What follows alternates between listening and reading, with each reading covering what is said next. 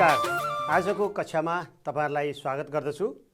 आज म कक्षा 7 का भाइ बहिनीहरुको लागि सामाजिक अध्ययन तथा मानव मूल्य शिक्षा विषय लिएर आएको छु र यस विषय अन्तर्गत एकाइ 2 मा हाम्रा मानव मूल्य मान्यता अन्तर्गत हामी पाठ 7 मा राष्ट्रको सम्मान र राष्ट्रियताको जगेर्ना शीर्षकमा आज हामी छलफल गर्ने छौं। भाइ बहिनीहरु, तपाईहरु कक्षाको लागि तयार हुनुहुन्छ हैन त? ल, राम्रोसँग ध्यानपूर्वक सुन्नुस् है त भाइ बहिनीहरु।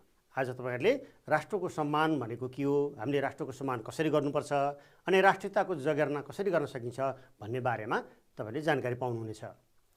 त भाइ बहिनीहरु, आजको पाठ सुरु गर्नुभन्दा अगाडि म तपाईहरुले अघिल्लो पाठमा के कुरा सिक्नुभयो अथवा अघिल्लो पाठमा कुन कुराको बारेमा छलफल भयो भन्ने बारेमा तपाईहरुलाई म स्मरण गराउँछु है त भाइ बहिनीहरु।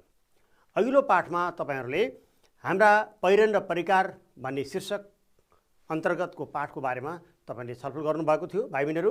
त्यस अन्तर्गत तपाईहरुले हाम्रा पहिरनहरु भन्नाले हाम्रा नेपालका विभिन्न जातीय पहिरनहरु, विभिन्न क्षेत्रीय पहिरनहरु, विभिन्न भौगोलिक क्षेत्रमा बसोबास गर्ने मानिसहरुले र उनीहरुसँग जोडिएका पहिरनहरु अथवा पर्व उत्सव मेलाहरुमा प्रयोग हुने पहिरनहरुको बारेमा, वेशभूषाहरुको बारेमा तपाईले जानकारी पाउनु भएको थियो।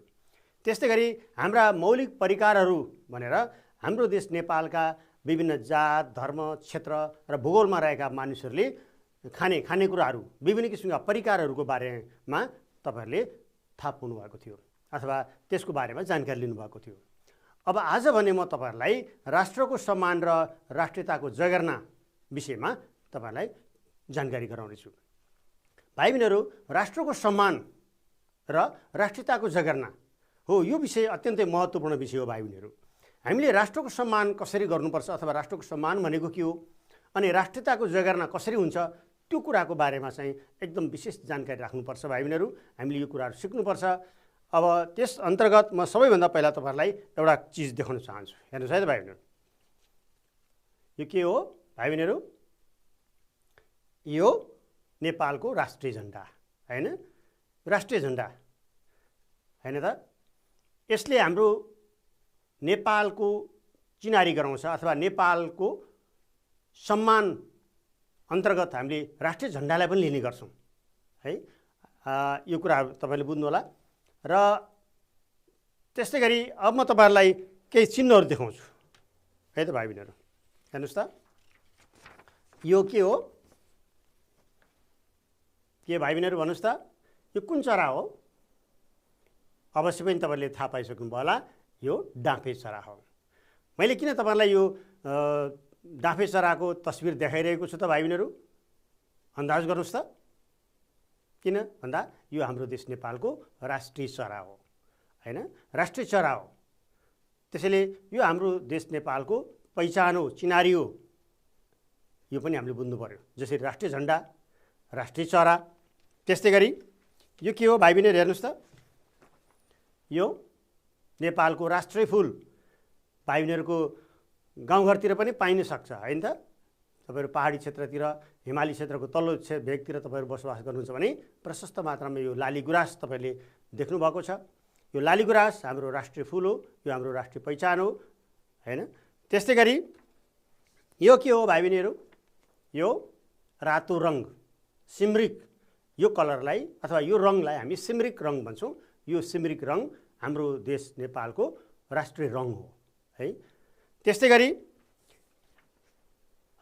यो के हो भन्दा हाम्रो राष्ट्रिय जनावर गाईको तस्बिर हो। यी कुराहरु चाहिँ हामीले हाम्रा राष्ट्रिय चिन्हहरु पनि हुन् भाइ बहिनीहरु। यी राष्ट्रिय चिन्हहरु पनि हुन् र यिनीहरुको सम्मान गर्नु भनेको पनि हाम्रो राष्ट्रको सम्मान अन्तर्गत पर्छ भाइ बहिनीहरु। हेर्नुस् त, त्यस अन्तर्गत सबैभन्दा पहिला म तपाईलाई यहाँ राष्ट्रिय गान को बारेमा जानकारी गराउँछु। भाइ बहिनीहरुलाई थाहा छ राष्ट्रिय गान। राष्ट्रिय गान हामी विद्यालयमा पनि कक्षा सुरु हुनुभन्दा अगाडि हैन प्रार्थना गर्ने क्रममा हामी यो राष्ट्रिय गान गाउँछौं हैन? त्यस्तैगरी विभिन्न किसिमका कार्यक्रमहरुमा पनि हामी राष्ट्रिय गान गाउँछौं। त्यसैले आजको पाठ पनि हाम्रो राष्ट्रको सम्मान अन्तर्गत यो पाठसँग मिल्दो भएको हुनाले हामीले आजको पाठ पनि हामीले राष्ट्रिय गानबाटै सुरु गरौँ है त भाइ बहिनीहरु। ल है त, तयार हुनुहुन्छ नि हैन? राष्ट्रिय गान गाउँदा के गर्नुपर्छ भाइ बहिनीहरुलाई थाहा छ नि हैन त? ल,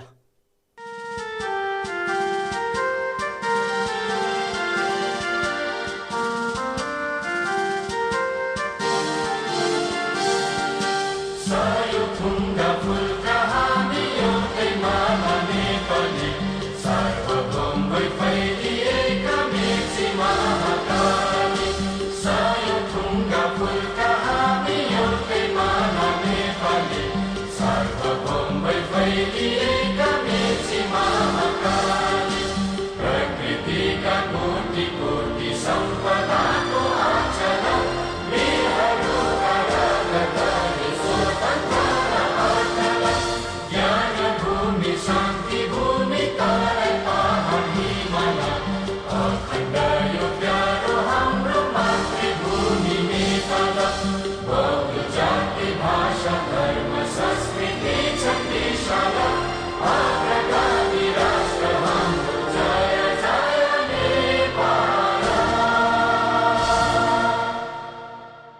बहिनीहरू, आजको पाठ हामीले राष्ट्रिय गानबाट सुरु गऱ्यौँ।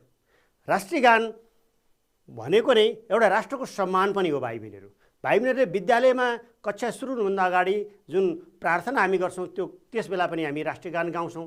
त्यसै गरी भाइ बहिनीहरूले देख्नुभएको होला ठुला ठुला कार्यक्रमहरू, समारोहहरू, राष्ट्रिय स्तरका कार्यक्रमहरू, विद्यालयमा पनि वार्षिकोत्सव लगायतका विभिन्न किसिमका कार्यक्रममा यो राष्ट्रिय झन्डा अगाडि राख्ने अनि त्यस्तै गरी राष्ट्रिय गान गाउने गरेको तपाईँले देख्नु भएको छ नि। हो, यो भनेको राष्ट्रको सम्मान हो। भाइ बहिनीहरू, राष्ट्रको सम्मान अन्तर्गत राष्ट्रिय गान पनि पर्छ भन्ने कुरो मैले भाइ बहिनीहरूलाई बताएँ। अब जुन त्यसै गरी राष्ट्रिय चिन्हको बारेमा मैले तपाईँहरूलाई अघि नै यो कुरा देखाइसकेँ भाइ बहिनीहरूलाई है। अब हामी बुझौँ राष्ट्र भनेको के हो त। भाइ बहिनीहरूलाई थाहा छ राष्ट्र भनेको के हो? ल सोच्नुहोस् त, राष्ट्र भनेको के हो? राष्ट्र भनेको देशको पूर्व पश्चिम उत्तर दक्षिण सिमाना हो त भाइ बहिनीहरू? के हो? धेरैले त्यसरी नै बुझ्ने गर्छन् हैन। राष्ट्र भनेको सिङ्गो देश हो भन्ने बुझ्छन्। तर हामीले के बुझ्नु पर्यो त भन्दाखेरि राष्ट्र भनेको व्यक्तिको पहिचानसँग जोडिएको कुरा हो। भाइ बहिनीहरू, व्यक्तिको भावनात्मक पक्षसँग जोडिएको कुरा हो। कुनै भूगोल जमिन मात्रै राष्ट्र होइन है।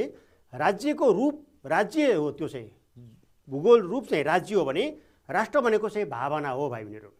किनभने राज्य र राष्ट्रप्रतिको लगाव भनेको राष्ट्रियता हो। त्यस हुनाले राष्ट्र भनेको भावनासँग सम्बन्धित हुन्छ। जस्तै व्यक्तिले आफ्नो देश छोडेर अर्को देशमा जाँदाखेरि ऊ अर्को देशमा भए तापनि उसको राष्ट्रियता कायमै रहेको हुन्छ। जस्तो मानौँ कुनै मानिस काम विशेषले अथवा अध्ययनको लागि विदेशमा गएको छ भने उसको राष्ट्रियता, उसको पहिचान के हुन्छ त भन्दा नेपाली हुन्छ। त्यो अर्को देशमा गएर बसेको भए तापनि उसको राष्ट्रियता त्यही देशको राष्ट्रियता हुँदैन, किनभने उसको राष्ट्रियता, उसको पहिचान चाहिँ आफ्नै देशसँग सम्बन्धित हुन्छ। यो कुरा हामीले बुझ्नुपर्छ। त्यसैले हामीले राष्ट्रको अथवा राष्ट्रियताको संरक्षण र सम्वर्धन गर्नुपर्छ र यो भनेको नागरिकको कर्तव्य हो। हामीले राष्ट्रियताको संरक्षण गर्नुपर्छ। यसो गऱ्यो भने हाम्रो पहिचान कायम रहिरहन्छ। त्यसैले राष्ट्र र राष्ट्रियताको सम्मान गर्नु चाहिँ हाम्रो महत्त्वपूर्ण भूमिका हुन्छ भन्ने कुरा बुझ्नु पर्यो। त्यसो हो भने राष्ट्रियता भनेको के हो त भन्ने प्रश्न उठ्छ भाइ बहिनीहरू। राष्ट्रियता भनेको के होला? भाइ बहिनीहरू केही अनुमान गर्न सक्नुहुन्छ? राष्ट्रियता भनेको के हो त भन्दाखेरि हामी जुनसुकै देशमा जाउँ अथवा जुनसुकै विदेशमा जुनसुकै देशमा गएर बसे पनि त्यो विदेश गएको मानिसले चाहिँ आफूलाई म नेपाली हुँ भनेर चिनाउन चाहन्छ हैन। हो, यही हो राष्ट्रियताको भावना। म नेपाली हुँ भनेर गर्व गर्छ। म आफ्नो देशको नाम, आफ्नो देशको जिल्ला, ठाउँ अनि आफ्नो अब त्यहाँ परिचय दिँदाखेरि धर्म, भाषा यी आदि कुराहरूको बारेमा उसले त्यहाँ परिचय दिएको हुन्छ। त्यो भनेको हाम्रो राष्ट्रियता हो भाइ बहिनीहरू। त्यस्तै गरी राष्ट्रियता अन्तर्गत राष्ट्रभाषा पर्दछ अनि पहिरनहरू पर्छन् अनि राष्ट्रिय झन्डा पनि राष्ट्रियता हो। हरेक देशको आफ्नो चिनारीको लागि राष्ट्रिय झन्डा हुन्छ। त्यो देशको झन्डा कुन हो त भनेर हेर्नको लागि संसारका सबै देशले आफ्नो देशको झन्डा, आफ्नो देशलाई चिनाउने झन्डा बनाएका हुन्छन्। त्यो राष्ट्रिय झन्डा पनि राष्ट्रियता अन्तर्गत पर्छ। त्यस्तै गरी राष्ट्रिय गान अनि चाडपर्वहरू, परिकार, संस्कार र देशका चिन्हहरू, छापहरू यी सबै राष्ट्रियताका आधार हुन् भाइ बहिनीहरू। यी कुराहरूले नै हामीलाई विश्व समुदायमा चिनाउने गरेको हुन्छ। अब त्यसो भए राष्ट्रियताका आधारहरू के हुन् त? फेरि बुदागत रूपमा हेरौँ है त भाइ बहिनीहरू। अघि भर्खर मैले भने राष्ट्रियताको आधारहरू के रहेछन् त एकचोटि सम्झनुहोस् त भाइ बहिनीहरू। अघि भर्खर मैले तपाईँलाई बताएको थिएँ नि राष्ट्रियताको आधार के हो त भन्दा राष्ट्रभाषा, राष्ट्रभित्र बोलीचालीमा रहेका सबै भाषा राष्ट्रभाषा यो हाम्रो राष्ट्रियताको आधार हो। त्यस्तै गरी पहिरन, विभिन्न जात जाति धर्म संस्कृतिसँग सम्बन्धित विभिन्न किसिमका पहिरनहरू हुन्छन्, यो पनि राष्ट्रियताको आधार हो। त्यस्तै गरी हाम्रो राष्ट्रिय झन्डा जुन अघि मैले तपाईँलाई देखाएँ नि राष्ट्रिय झन्डा, राष्ट्रिय झन्डा पनि हाम्रो राष्ट्रियताको आधार हो भाइ बहिनीहरू। त्यस्तै गरी राष्ट्रिय गान जुन भर्खर प्रस्तुत गरियो यो देशलाई चिनाउने राष्ट्रको गान, जसलाई हामी विभिन्न किसिमका कार्यक्रम औपचारिक कार्यक्रमहरूमा गाउने गर्दछौँ। यो राष्ट्रिय गान पनि हाम्रो राष्ट्रियताको आधार हो। त्यस्तै हाम्रो देश नेपालमा मनाइने विभिन्न किसिमका चाडपर्वहरू, विभिन्न जाति धर्मसँग सम्बन्धित चाडपर्वहरू छन्, त्यो पनि राष्ट्रियताको आधार हो। अनि परिकारहरू, खानेकुराका विविधता, विविध किसिमका खानेकुराहरू, अनि संस्कार र संस्कृतिहरू, अनि देशका चिन्ह छाप आदि सबै के हुन् त राष्ट्रियताको आधार हो भाइ बहिनीहरू। यो कुरा हामीले बुझिराख्नुपर्ने हुन्छ। अब राष्ट्रिय सरोकारका विषयहरू के होलान् त भन्ने कुरा यहाँ प्रश्न छ। हाम्रो राष्ट्रिय सरोकारको विषय के होलान् त, अथवा राष्ट्रिय चासोका विषयहरू के होलान् त, यो कुराहरू पनि हामीले बुझ्नुपर्ने हुन्छ। राष्ट्रिय सरोकारका विषय अन्तर्गत हामीले बुझ्नुपर्ने कुरा हाम्रो देश नेपालको संस्कार, संस्कृति, देशको अखण्डता, हैन, देशको सुरक्षा, यी राष्ट्रिय सरोकारका विषय अन्तर्गत पर्दछन् भाइ बहिनीहरू। किनभने हरेक व्यक्तिको पहिचान राष्ट्र र राष्ट्रियताको अस्तित्वसँग गाँसिएको हुन्छ भाइ बहिनीहरू। हरेक व्यक्तिको पहिचान, हरेक व्यक्तिको परिचय, त्यो देश कुन देशको मानिस हो र उसको राष्ट्रियता के हो भन्ने कुराहरूसँग जोडिएको हुन्छ। त्यस्तै गरी मेलमिलाप, अनि समभाव, सद्भाव, सहअस्तित्व, भाइचारा, सामाजिक न्याय, समावेशिता जस्ता पक्षहरूलाई हामीले अवलम्बन गर्न सक्यो भने राष्ट्रिय एकता दरिलो हुन्छ। भन्नुको अर्थ राष्ट्रिय सरोकारको विषय अन्तर्गत राष्ट्रिय मेलमिलाप एउटा महत्त्वपूर्ण कुरा हो। किनभने राष्ट्रमा मेलमिलाप भयो भने देश विखण्डनमा जाँदैन, हैन। त्यस हुनाले राष्ट्रिय मेलमिलाप एउटा महत्त्वपूर्ण विषय हो। त्यस हुनाले हामीले सबैसँग मेलमिलाप गर्नुपर्छ, सबैसँग समभाव राख्नुपर्छ, सद्भाव राख्नुपर्छ, सहअस्तित्व, भाइचारा, दाजुभाइको सम्बन्ध गर्नुपर्छ, सबैलाई समाजमा न्यायको व्यवस्था हुनुपर्छ। अनि लिङ्ग, जाति, धर्मअनुसार विभिन्न अवसरहरूमा समावेशिताको कुरालाई जोड दिनुपर्छ। यी कुराहरूलाई हामीले जोड दिन सक्यो भने राष्ट्रिय एकता दरिलो हुन्छ, राष्ट्रिय एकता बलियो हुन्छ, जसले गर्दा देश एकढिक्का हुन्छ। हरेक व्यक्तिमा राष्ट्रियताको भावना पनि हुनुपर्छ। देशभित्र जन्मिसकेपछि म यो देशको नागरिक हुँ, यो देशलाई माया गर्नुपर्छ, यो देशलाई बचाउनुपर्छ, यो देशलाई अगाडि बढाउनुपर्छ भन्ने भावना, राष्ट्रियताको भावना हुनुपर्छ भाइ बहिनीहरू। त्यस हुनाले हाम्रो देशको राष्ट्रिय सरकारका विषयवस्तु अन्तर्गत राष्ट्रिय सीमा सुरक्षाका कुराहरू पनि हुन सक्छन्। आफ्नो भाषा, संस्कार जोगाउनु, राष्ट्रको नागरिक भएकोमा गर्व गर्नु, राष्ट्रको स्वाभिमानलाई कायम राख्नु र सम्मान गर्नु हरेक नागरिकको कर्तव्य हुन्छ भाइ बहिनीहरू। त्यस हुनाले हामीले हाम्रो भाषा बिर्सिनु हुँदैन, हाम्रो संस्कार बिर्सिनु हुँदैन, हाम्रो संस्कृति बिर्सिनु हुँदैन। यो कुरा हामीले बुझ्नु पर्यो। अनि त्यस्तै गरी देशको सार्वभौमिकता हामीले जोगाउनुपर्छ। सच्चा नागरिकको प्रमुख दायित्व भएकोले राष्ट्र र राष्ट्रियताप्रति हामी जिम्मेवार हुन आवश्यक छ। हरेक नागरिक, यो देशमा बसोबास गर्ने हरेक नागरिकले राष्ट्र र राष्ट्रियताप्रति जिम्मेवार भएर उभिनुपर्छ। आफ्ना व्यवहारहरू, कामहरू त्यसरी गर्नुपर्छ जसले गर्दाखेरि देश चाहिँ राम्रो हुन्छ अथवा देश चाहिँ एकढिक्का हुन्छ। यसले राष्ट्रप्रतिको सम्मान पनि कायम हुन्छ। यो कुरा हामीले बुझ्नुपर्ने हुन्छ। अब भाइ बहिनीहरू, मैले अघि भने राष्ट्र सरकारका विषयवस्तुभित्र राष्ट्रिय अखण्डता पनि एउटा महत्त्वपूर्ण कुरा हो भनेर मैले अघि भने। अब मैले तपाईँलाई यहाँ राष्ट्रिय अखण्डता भनेको के हो भन्ने कुरा बुझाउनको लागि एउटा वक्तृत्व कला बनाएर यहाँ तपाईँहरूलाई यहाँ प्रस्तुत गर्दैछु है त भाइ बहिनीहरू। भाइ बहिनीहरूको किताबमा चाहिँ वक्तृत्व कला छैन। तपाईँहरूको त्यहाँ अभ्यासतिर, क्रियाकलापतिर त्यहाँ वक्तृत्व कलाको कुराहरू पनि छ। मैले चाहिँ यो राष्ट्रिय अखण्डता भनेको के हो भनेर भाइ बहिनीहरूलाई बुझाउनको लागि एउटा वक्तृत्व कला बनाएर ल्याएको छु। हेर्नुहोस् है त भाइ बहिनीहरू, यसबाट हामी राष्ट्रिय अखण्डता भनेको के हो भन्ने कुरा बुझ्छौँ है त। यहाँ समीक्षा र दर्शित दुईजना विद्यार्थीले वक्तृत्व कलामा भाग लिएको र राष्ट्रिय अखण्डताको विषयमा बोलेको कुरा मैले यहाँ बनाएर लिएर आएको छु। भाइ बहिनीहरू ध्यान दिएर सुन्नुहोस् र यसबाट राष्ट्रिय अखण्डता भनेको के रहेछ पत्ता लगाउनुहोस् है त। अब समीक्षाले भनेको छ यहाँ उपस्थित मेरा प्यारा शिक्षक तथा विद्यार्थी साथीहरू, आज म राष्ट्रिय अखण्डताको विषयमा तपाईँहरू समक्ष आफ्नो विचार राख्दैछु। राज्यको सीमाभित्र बसोबास गर्ने हामी जुनसुकै जात, धर्म, पेसा, क्षेत्र, वर्गका भए पनि एउटै राष्ट्रका समान हैसियतका नागरिक हौँ। हामी नागरिक सधैँ मिलेर बस्नु नै राष्ट्रिय अखण्डता हो भनेको छ। के रहेछ भाइ बहिनीहरू राष्ट्रिय अखण्डता भनेको? हामी विविध जाति, धर्म, क्षेत्र, वर्गका हाम्रो समाजमा रहेका सबै मानिसहरू मिलेर बस्ने, एक आपसमा झैझगडा नगर्ने, हैन, र मिलेर बस्नु भनेकै राष्ट्रिय अखण्डता रहेछ। यो कुरा यहाँ आयो हैन त, समीक्षाले भनेको छ। नागरिकको एकताले देशलाई टुक्रिन दिँदैन।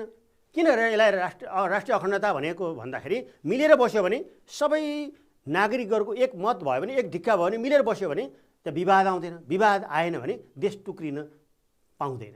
त्यस हुनाले यो अवस्थामा हामीले यसैलाई हामी राष्ट्रिय अखण्डता भन्छौँ। हाम्रो देश बलियो हुन्छ यसरी बस्यो भने।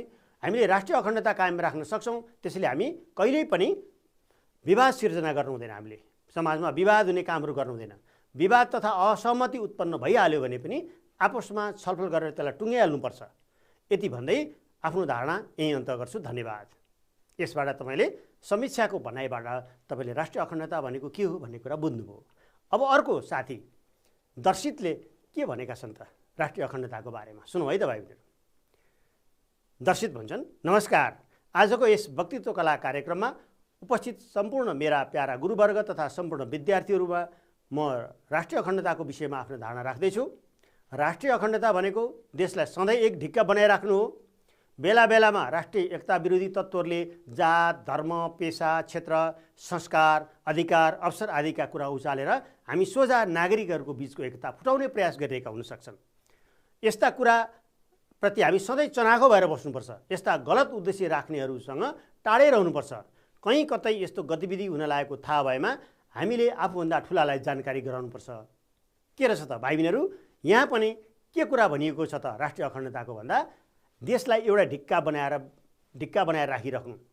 र एकता विरोधी मानिसहरूले समाजमा त्यस्ता एकता विरोधी मान्छेहरू पनि हुन्छन्। आफ्नो व्यक्तिगत फाइदा लिन खोज्ने मान्छेहरूले चाहिँ जातलाई फुटाउने, जुदाउने, उस्काउने अनि धर्म, पेसा, क्षेत्र, संस्कार आदिको बारेमा कुरा उठाइदिएर अनि झगडा पारिदिएर देशलाई टुक्राउन खोज्ने पनि हुन्छन्। त्यस्तोबाट चाहिँ हामी सधैँ टाढा रहनुपर्छ, होसियार रहनुपर्छ, चनाखो हुनुपर्छ।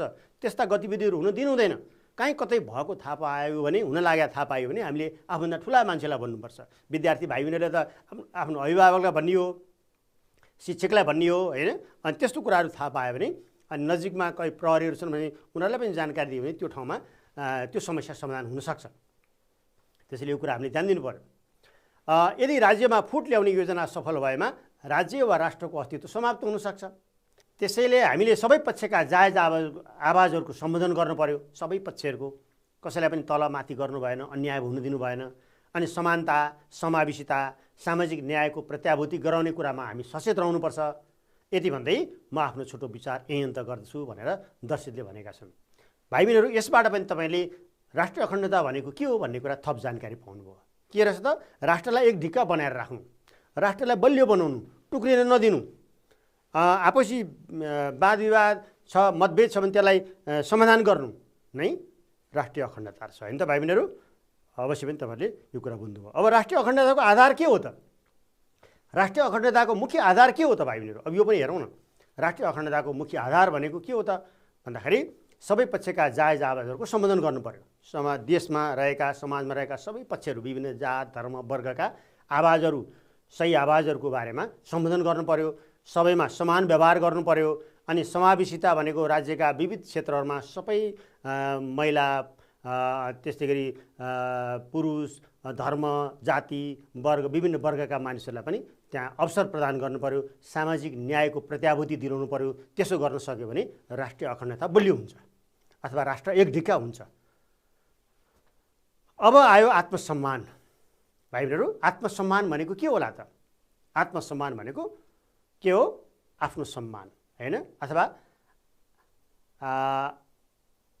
राज्यका नागरिकले आफूलाई गौरव गर्न सक्ने परिस्थितिको विकास गर्नु भनेको आत्मसम्मान हो। हामीले म नेपाली हुँ भनेर गर्व गर्ने वातावरण भयो भने, गर्व गर्ने काम गर्न सक्यो भने त्यो आत्मसम्मान हो। आफ्नो आत्मालाई नै सम्मान गरेको, आफ्नो आत्मा खुसी हुने हो होइन। त्यसैले नागरिकले आफूलाई गौरव गर्न सक्ने परिस्थितिको विकास गर्नुपर्ने हुन्छ। विश्व इतिहासमा आफ्नो पहिचान गुम्न नदिएका नेपाली योद्धाहरूको वीरता हाम्रो आत्मसम्मानको एउटा जीवन्त उदाहरण हो। हाम्रा वीर पुर्खाहरूले इतिहासमा गरेको योगदान, बहादुरी पनि हाम्रो एउटा आत्मसम्मानको गौरवको विषय हो। भाइ बहिनीहरू, राज्यका सबै नागरिकहरूलाई समान व्यवहार गरी राष्ट्रिय मूलधारमा समाहित गर्न सके सबै पक्षले सम्मानित भएको अनुभूति गर्न सक्छन्। यही हो आत्मसम्मान भनेको। देशमा बसोबास गर्ने सबै नागरिकले गर्व गर्न सक्नु पर्यो होइन। ऊ चाहिँ यो देश मेरो हो, यहाँ मैले न्याय पाएको छु, यहाँ मैले आफ्नो स्वतन्त्रता पाएको छु भन्ने किसिमको व्यवहार भावना उसमा हुन सक्नु पर्यो। त्यो भनेको आत्मसम्मान हो भाइ बहिनीहरू। यसबाट राज्यप्रतिको विश्वास र सम्मान पनि बढ्छ। यदि नागरिकमा आत्मसम्मान वृद्धि भयो भने देशप्रतिको विश्वास अथवा राज्यप्रतिको विश्वास र सम्मान पनि बढ्छ। आफ्नो आत्मसम्मान विकासका लागि हामीले राज्यको चौतर्फी विकासमा योगदान पनि गर्नु जरुरी छ। राष्ट्रको विकास र प्रगतिसँग राज्यका नागरिकको सधैँ सरकार र गौरव हुनुपर्दछ। यो कुरा पनि हामीले बुझ्नुपर्छ भाइ बहिनीहरू। हेर्नुहोस् त, यहाँ हाम्रा वीर पुर्खाहरूले हाम्रा दुश्मनहरूसँग लडाइँमा भाग लिएका कुराहरू जुन हामी गर्वका साथ भन्छौँ हैन। त्यसैले यो आत्मसम्मानको लागि राज्यले पनि उचित वातावरण तयार गर्नु जरुरी छ। नागरिकले आफ्नो राष्ट्रको सन्दर्भमा कुनै हिंताबोध गर्नु नपर्ने अवस्था सिर्जना भएको भएमा यसको अगाडि शिर ठाडो पार्न सकिन्छ। सबैको अगाडि शिर ठाडो पार्न सकिन्छ। किनभने हिंताबोध गर्नु पर्ने, शिर निहुरिने काम राष्ट्रमा कसैले पनि गर्नु भएन हैन। शिर उचो राख्ने काम अथवा एकदम प्रशंसा, देशको प्रशंसा हुने काम हामीले गर्नुपर्ने हुन्छ हरेक नागरिकले। यसका लागि हामी नागरिकले सधैँ सरकारलाई सहयोग गरेर देशको विकासमा र नागरिकको आत्मसम्मानको विकासमा योगदान पुर्याउनुपर्छ। ल, यी भए मैले आत्मसम्मानको बारेमा तपाईहरुलाई केही जानकारी। अब म भाइ बहिनीहरूलाई अहिलेसम्म हामीले गरेका छलफलसँग सम्बन्धित रहेर केही बहुवैकल्पिक प्रश्न राख्छु है त। भाइ बहिनीहरूले यसको उत्तर पत्ता लगाउनुहोस् है त। मैले यहाँ एउटा प्रश्न राखिसकेको छु भाइ बहिनीहरू। तलका मध्ये हाम्रा राष्ट्रिय चिन्हहरू कुन सही छन् त? ल, पत्ता लगाउनुहोस् त भाइ बहिनीहरू। यो मैले क ख ग घमा 4वटा समूहमा राखेको छु। लालीगुराँस, मयूर, गाई, रातो रङ हो कि? मयूर, गोदावरी, हात्ती, निर हो कि? लालीगुराँस, गाई, डाफे, सिमरिक हो कि? गैडा, मखमली, सुगा, हरियो? कुन चाहिँ हाम्रो राष्ट्रिय चिन्हभित्र पर्छ त भाइ बहिनीहरू? कुन चाहिँ सही होला? क ख ग घ कुन चाहिँ? अनुमान गर्नुभयो? हेरौँ है त। ल, ग नम्बरको छ भाइ बहिनीहरू हाम्रो राष्ट्रिय चिन्हहरू। लालीगुराँस, गाई, डाँफे र सिमरिक सही रहेछ हैन त। ल, अब दोस्रो प्रश्नमा जाउँ है त। राष्ट्र भनेको के हो भाइ बहिनीहरू? ल, सोच्नुहोस् त कुन चाहिँ होला? क ख ग घ कुन चाहिँ होला? देश हो कि? राष्ट्र भनेको देश हो? राष्ट्र भनेको नेपाल हो? राष्ट्र भनेको हिमाल पहाड तराई हो अथवा सार्वभौम जनता हो? के होला भाइ बहिनीहरू? ल त, सोच्नुभयो? ल, हेरौँ है त कुन सही उत्तर रहेछ। राष्ट्र भनेको सार्वभौम जनता रहेछ, अधिकार सम्पन्न जनता रहेछ हैन त।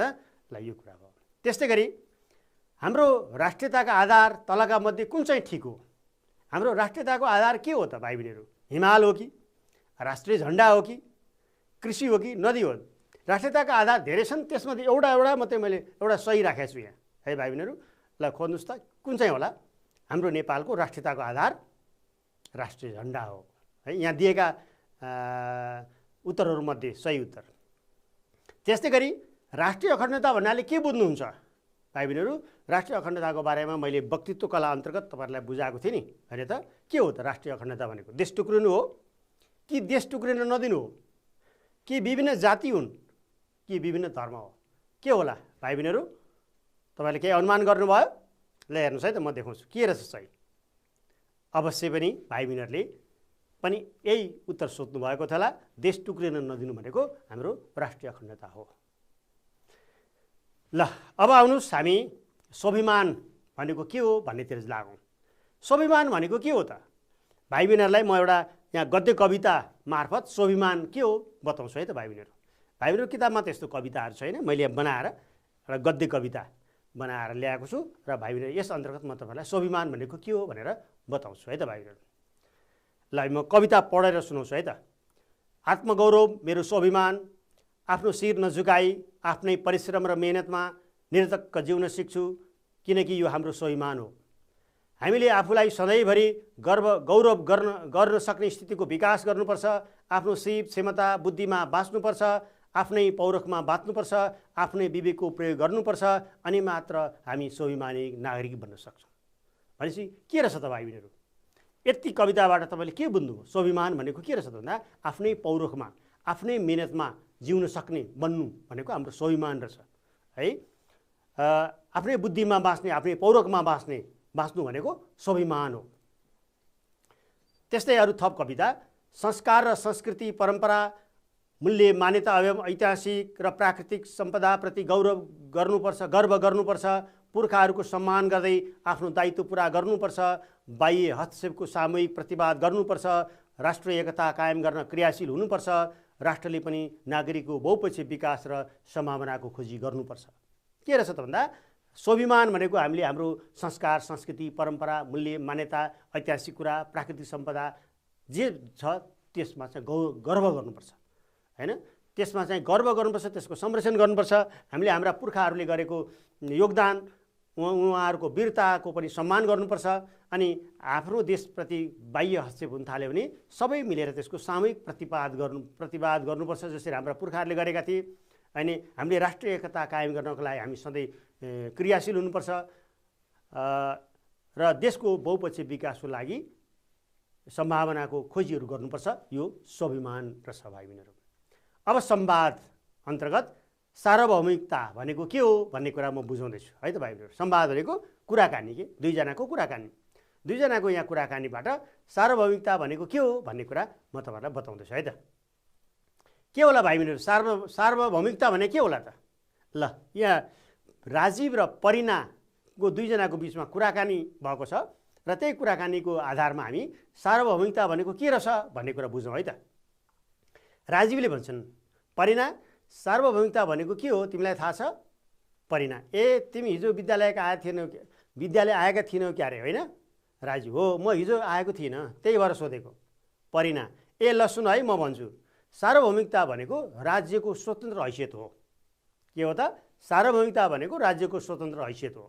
कुनै पनि देश स्वतन्त्र ढङ्गले रहन पाउने अवस्था नै सार्वभौमिकता हो। हेर्नुहोस् त के रहेछ त? सार्वभौमिकता भनेको कुनै पनि देश अथवा कुनै पनि राज्य स्वतन्त्र हैसियतमा हुनु, स्वतन्त्र ढङ्गले काम गर्न पाउनु, कसैको हस्तक्षेप, कसैको दबाब बिना आफ्नै स्वाभाविक ढङ्गले देश सञ्चालन हुन पाउनु, कसैको इसारामा चल्न नपर्नु, दबाबमा पर्न नपर्नु भनेको यो सार्वभौमिकता हो। राजीवले के भन्छन् भनेपछि आफ्नो देशमा अरू कुनै देशको हस्तक्षेप नहुनु भनेको हो भनेर सोच्छन्। परिणा, हो देशले स्वतन्त्र निर्णय गरी शासन पद्धति र व्यवहार अघि बढाउने हैसियत नै सार्वभौम अधिकार हो भनेर भनेका छन्।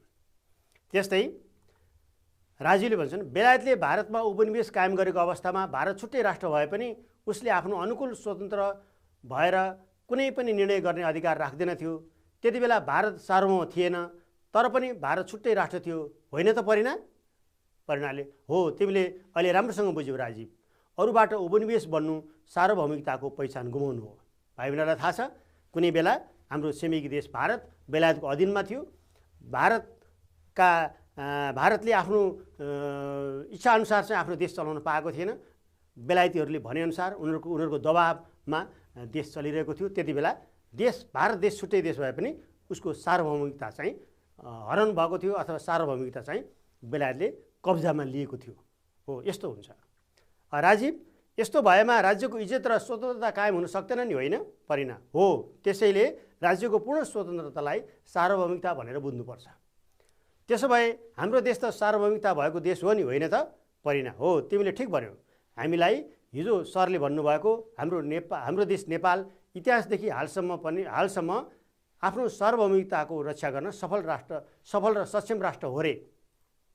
के त हाम्रो देश नेपाल चाहिँ ऐतिहासिक कालदेखि नै विदेशीहरूले पनि आफ्नो कब्जामा लिन नसकेको, आफ्नो अधीनमा लिन नसकेको र स्वतन्त्रतापूर्वक आफ्नो देशमा हिँडेको, आफ्नो निर्णयमा चल्न सक्ने राष्ट्र हो। त्यसैले यहाँ नेपालमा चाहिँ सार्वभौमिकता छ भन्ने कुरा बुझ्नुपर्छ है भाइ बहिनीहरू। राजीवले के भन्छन् त? हो नि, विश्वका धेरै मुलुकहरू विगतमा विभिन्न साम्राज्यहरूको अधीनमा रहेका थिए रे। मलाई पनि मेरो बाबाले भन्नुभएको थियो। परिणा, हो त्यति बेला उनीहरूको सार्वभौमिकता थिएन। उनीहरू स्वतन्त्र भएपछि मात्र सार्वभौम राष्ट्रका रूपमा पहिचान बनाउन सफल भए। हामीले पनि नेपालको सार्वभौमिकता नेपाली जनतामा निहित रहेको भन्न सक्छौँ। राजीव, नेपालमा सार्वभौमिकता नेपाली जनतामा निहित भनेको चाहिँ के हो? अलिक बुझिएन नि परिणा यो भनेको? परिणाले भन्छन्, नेपालको संविधानमा मौलिक हकको व्यवस्था गरेर नागरिकलाई अधिकार प्रदान गरिएको छ, त्यही भएर भनेको हो। भन्नाले हाम्रो देश नेपालको संविधानमा नै नेपालका मौलिक हक भनेर नागरिकहरूलाई अधिकार प्रदान गरिएको पनि छ। अनि देशको आफ्नै देश आफै स्वतन्त्र छ, जनताहरूलाई पनि मौलिक हक प्रदान गरिएको छ, जसले गर्दा देश सार्वभौम छ भन्न खोजेको। अनि राजीवले बुझे धन्यवाद छ तिमीलाई भनेर दुईजनाको कुराकानी समाप्त हुन्छ भन्नाले भाइ बहिनीहरूले यो संवादबाट सार्वभौमिकता भनेको के हो भनेर बुझ्नुभयो नि हैन त। सार्वभौमिकता भनेको के रहेछ त? देश स्वतन्त्र हुनु रहेछ। देश स्वतन्त्र हुनु, कसैको बन्धनमा नरहनु, कसैको कब्जामा नहुनु अथवा उपनिवेश नहुनु रहेछ। यो कुरा बुझ्नु पर्यो। अब सहअस्तित्व भनेको के हो त? हेरौँ है त भाइ बहिनी, सहअस्तित्व भनेको के हो त भन्नाले सहअस्तित्व भनेको अरूको हैसियत, पहिचान र उपस्थितिलाई सम्मान गर्नु सहअस्तित्व हो। भन्नाले यो देशमा धेरै जात जाति धर्म संस्कृतिका मानिसहरू पनि छन् हैन, उनीहरूको पनि उपस्थितिलाई सम्मान गर्ने, सबैलाई समान अवसर प्रदान गर्ने, सबैलाई समान सहभागिता गराउने, यो चाहिँ सहअस्तित्व हो। वर्तमान समयमा आफूलाई ठुलो ठानेर अरूको पहिचान र उपस्थितिलाई सम्मान नगर्ने प्रवृत्ति बढेकोले विश्वका मानिसहरू बीचमा निकै ठुलो द्वन्द्व देखा परेको छ।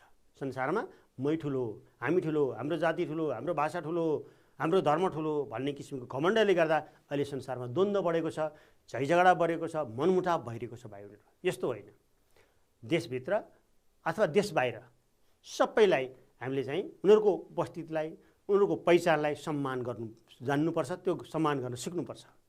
त्यसैले विश्व शान्ति र मानव समृद्धिका लागि सबैले सबैलाई आफू सर नै महत्त्वपूर्ण स्थान दिनुपर्छ। भाइ बहिनीहरूलाई थाहा छ नि, तपाईँहरूको गाउँ टोल समुदायमा हामी विभिन्न जात जाति धर्म संस्कारका मान्छेहरू बसेका छौँ, मिलेर बसेका छौँ, एकले अर्कोलाई सम्मान गरेका छौँ। त्यही भएर नि हाम्रो समाजमा झैझगडा छैन, शान्ति छ नि। यदि एउटाले अर्कालाई होच्याउने, यदि एउटाले अर्कालाई सानो ठुलो भन्ने हुने भने त्यहाँ के हुन्छ? विवाद हुन्छ, मतभेद हुन्छ, त्यहाँ झैझगडा हुन्छ, अशान्ति हुन्छ हो। त्यस हुनाले सहअस्तित्वको भाव राख्नुपर्छ हामीले है। सहअस्तित्वको भावले के गर्छ त? विश्व शान्ति र मानव समृद्धिका लागि महत्त्वपूर्ण स्थान लिन्छ। त्यस हुनाले हामीले सहअस्तित्वको विचारलाई अगाडि बढाउनुपर्छ। भाइ बहिनीहरू, सबै व्यक्ति आफ्नो हैसियतमा बाँचिरहेका हुन्छन् भन्ने कुरा बुझ्नुपर्छ। हरेक व्यक्ति आफ्नो अस्तित्वमा बाँचिरहेका हुन्छन्। उनीहरूको कला संस्कृति सभ्यता पहिचानलाई पनि सम्मान गर्नुपर्छ हामी सबैले। त्यसैले पञ्चशीलमा पनि के भनिएको छ भन्दाखेरि सहअस्तित्वको व्यवहार गर्नुपर्ने कुरा उल्लेख गरिएको छ। सबैलाई सहभागी गराउनु पर्ने, सबैको कुराहरू सुन्नुपर्ने, सबैलाई महत्त्व दिनुपर्ने कुरा छ। त्यसैले सहअस्तित्वको व्यवहारले विश्वमा शान्ति र समझदारी कायम गर्न सहयोग पुग्छ। यदि हामीले विश्वमा अथवा आफ्नै देशभित्र आफ्नै समाजमा शान्ति कायम होस् भन्ने चाहने हो भने हामीले सहअस्तित्वको भावनालाई कहिले पनि बिर्सनु हुँदैन, कहिले पनि भुल्नु हुँदैन। मै मात्रै ठुलो, मै मात्रै जान्ने, हाम्रो मात्रै संस्कृति राम्रो, हाम्रो मात्रै धर्म राम्रो, हाम्रो मात्रै चालचलन रीतिरिवाज चाडपर्व राम्रो भन्नु हुँदैन। सबैकोलाई हामीले के गर्नुपर्छ त? महत्त्व दिनुपर्छ, श्रद्धा गर्नुपर्छ। यो कुरा हामीले बुझ्नुपर्छ भाइ बहिनीहरू। त्यसो हो भने राष्ट्रको सम्मान र राष्ट्रियताको जगर्ना कसरी गर्न सकिन्छ होला त? अब प्रश्न आउँछ भाइ बहिनीहरू, हामीले बुझ्नुपर्ने कुरा। हामीले हाम्रो राष्ट्रको सम्मान कसरी गर्न सक्छौँ त? हामीले राष्ट्रियताको जगर्ना कसरी गर्न सक्छौँ त? हो, यो कुरा बुझ्नु पर्यो। के होला भाइ बहिनीहरू? एकचोटि सम्झिनुहोस् त, के गर्नुपर्छ होला? ल हेर्नुहोस् त, सबभन्दा पहिला त हामीले राष्ट्रको सम्मान गर्नको लागि देशको कानुनलाई मान्नु पर्यो, पालना गर्नु पर्यो। देशको संविधान अनुसार बनेका नियम कानुनहरू सबको पालना गर्नु पर्यो। अनि सरकारको योजनाहरूमा सहयोग गर्नु पर्यो। सरकारले विभिन्न किसिमको योजनाहरू बनाएको हुन्छ, त्यो योजनामा सहयोग गर्नु पर्यो। नागरिक अधिकारहरू कायम गराउने तर्फ हामी अगाडि बढ्नु पर्यो। हामीले राज्यप्रति गौरव गर्ने सिक्नु पर्यो। हामी चाहिँ खालि राज्यप्रति गर्व नगर्ने, गौरव नगर्ने त्यस्ता किसिमका पिँढीहरू पनि अथवा त्यस्ता किसिमको मान्छेहरू पनि हुन्छन्। कोही त्यस्तो गर्नु भएन। कसैले त्यस्तो गर्छ भने उसलाई सम्झाउनु पर्यो, बुझाउनु पर्यो। हामीले हाम्रो देशप्रति अथवा राज्यप्रति गौरव गर्नु पर्यो, गर्व पनि गर्नु पर्यो। पूर्वजहरूले कमाएको सम्मानप्रति पनि गर्व गर्नु पर्यो। हाम्रा पूर्वजहरूले, हाम्रो इतिहास हामीले पढ्दा भेटाउँछ नि, हाम्रो देश कसरी यो ठाउँसम्म बाँच्यो हैन, स्वाभिमानताका साथ चाहिँ हाम्रो देश सार्वभौम कसरी भइराख्यो, हाम्रा पुर्खाहरूले कसरी यसलाई बचाएर राखे, ती कुराहरू हामीले सम्झिनुपर्छ र पुर्खाहरूको सम्मान हामीले गर्नुपर्छ। ल भाइ बहिनीहरू, अब आउनुहोस् हामी आज अब ठिक बेठिक छुट्याउने प्रश्नतिर लागौँ है त। मैले अहिले पछिल्लो खण्डमा तपाईँहरूलाई भनेका कुराहरूसँग सम्बन्धित केही ठिक बेठिक छुट्याउने प्रश्नहरू मैले ल्याएको छु। भाइ बहिनीहरूले ठिक छ भने ठिक, बेठिक छैन भने बेठिक छुट्याउनुहोस् है त। म प्रश्न राख्छु। भाइ बहिनीहरू, आफ्नै परिश्रम र मेहनतमा निर्धक्क जिउन सक्नु हाम्रो स्वाभिमान हो। ठिक होला त भाइ बहिनीहरू? ठिक हो कि बेठिक हो? सोच्नुहोस् त, सोच्नुहोस् के होला, ठिक होला कि बेठिक होला? सोच्नुभयो? ल हेर्नुहोस् है त, म देखाउँछु ठिक हो कि बेठिक हो त। ठिक हो। आफ्नै परिश्रम र मेहनतमा निर्धक्क जिउन सक्नु भनेको हाम्रो स्वाभिमान हो। अब अर्को प्रश्न, नेपालको सार्वभौमिकता विश्वका जनतामा निहित रहेको हुन्छ, यो ठिक होला कि बेठिक होला त? नेपालको सार्वभौमिकता विश्वका जनतामा निहित भएको हुन्छ। के लाग्छ भाइ बहिनी, ठिक हो कि बेठिक हो? यो बेठिक हो, किनभने नेपालको सार्वभौमिकता त नेपाली जनतामा निहित रहेको हुन्छ होइन, विश्वका जनतामा होइन। त्यसैले यो वाक्य गलत छ। सहअस्तित्वको व्यवहारले विश्वमा शान्ति र समझदारी कायम गर्न सहयोग पुग्छ, हो त भाइ बहिनीहरू? यो ठिक छ कि बेठिक छ? यो यो वाक्य ठिक छ कि बेठिक छ भाइ बहिनीहरू? हेर्नुहोस् त, ठिक छ। सहअस्तित्वको व्यवहारले विश्वमा शान्ति र समझदारी कायम गर्न सहयोग पुग्छ। अब 4 नम्बरको प्रश्न, कुनै व्यक्ति स्वतन्त्र ढङ्गले रहन पाउने अवस्था नै सार्वभौमिकता हो, ठिक हो कि बेठिक हो भाइ बहिनीहरू? सोच्नुभयो? यो बेठिक हो। भाइ बहिनीलाई ठिक जस्तो लाग्यो होला। कुनै व्यक्ति स्वतन्त्र ढङ्गले रहन पाउने अवस्था नै सार्वभौमिकता हो, होइन। कुनै पनि राष्ट्र स्वतन्त्र ढङ्गले रहन पाउने अवस्था चाहिँ सार्वभौमिकता हो भाइ बहिनीहरू, है। राष्ट्र चाहिँ स्वतन्त्र ढङ्गले रहन पाउनु पर्यो, कसैको हस्तक्षेप हुनु भएन, कसैको उपनिवेश हुनु भएन, कसैको दबावमा रहनु भएन, त्यो भनेको सार्वभौमिकता हो। अब 5 नम्बरको प्रश्न, हामीले बाह्य हस्तक्षेपको सामूहिक प्रतिवाद गर्नुपर्छ, ठिक हो कि बेठिक हो त भाइ बहिनीहरू? यो अवश्य पनि ठिक हो। यदि हाम्रो देशमा बाह्य हस्तक्षेप भयो भने हामीले सामूहिक रूपमा सबै नेपाली मिलेर त्यसको प्रतिवाद गर्नुपर्छ, त्यसको विरोध गर्नुपर्छ। 6 नम्बरको प्रश्न, कानुनको पालना गर्नु राष्ट्रको सम्मान हो, ठिक हो त कि बेठिक हो? यो ठिक हो। हामी सबैले कानुनको पालना गर्नुपर्छ। कानुनको पालना गर्नु भनेको देशको सम्मान गर्नु हो, यो कुरा हामीले बुझ्नुपर्ने हुन्छ।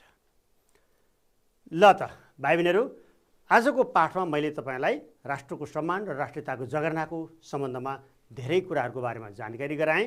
भाइ बहिनीहरूले अवश्य पनि आजको पाठबाट धेरै कुराहरू सिक्नुभयो होला र भाइ बहिनीहरूले आफ्नो पाठमा दिएका प्रश्नहरू, क्रियाकलापहरू गरेर आफ्नो शिक्षकलाई देखाउनुहोला।